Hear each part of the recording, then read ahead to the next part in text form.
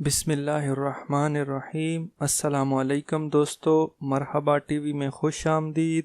دوستو، ایک بھائی نے سوال پوچھا ہے کہ اسے سعودی عرب میں آئے ہوئے 2 سال ہو گئے ہیں اور اب تیسرا سال شروع ہونے والا ہے اور کفیل نے ابھی تک اس کا اقامہ نہیں بنایا، کیا وہ خروج نہائی پر جا سکتا ہے؟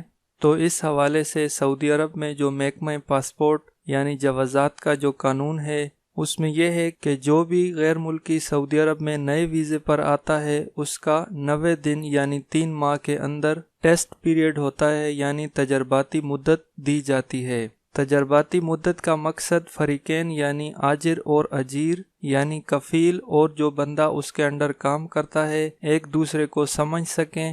اگر فریقین میں کسی کا اتفاق نہیں ہوتا تو اس دوران معاہدہ منسوخ کرتے ہوئے غیر ملکی کو واپس اس کے ملک روانہ کیا جا سکتا ہے، اور اگر 90 دن کے اندر دونوں فریقین کے درمیان اتفاق ہو جاتا ہے تو اس پر سعودی قانون کے مطابق ایک نیا معاہدہ ہوتا ہے جسے کانٹریکٹ کہتے ہیں۔ مقررہ 3 ماہ کی مدت ختم ہونے کے بعد یہ ذمہ داری کفیل کی ہے کہ وہ کارکن کا اقامہ بنوائے۔ 90 دن گزرنے کے بعد اقامہ نہ بنوانے کی صورت میں قصوروار کفیل ہوگا، کیونکہ قانونی طور پر یہ اس کی ہی ذمہ داری ہے۔ مقررہ تجرباتی مدت ختم ہونے کے بعد اقامہ نہ بنوانے پر جوازات کی جانب سے جرمانہ عائد کیا جاتا ہے، جو کہ 500 ریال ہے۔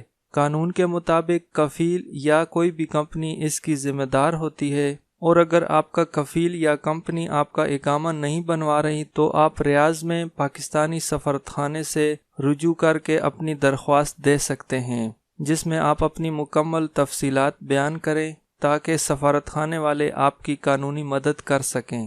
امید کرتا ہوں دوستو یہ ویڈیو آپ لوگوں کے لیے ہیلپ فل ہوگی۔ ویڈیو اچھی لگے تو اس کو لائک کریں اور میرے چینل کو سبسکرائب کریں۔ ویڈیو دیکھنے کا بہت شکریہ۔ اللہ حافظ۔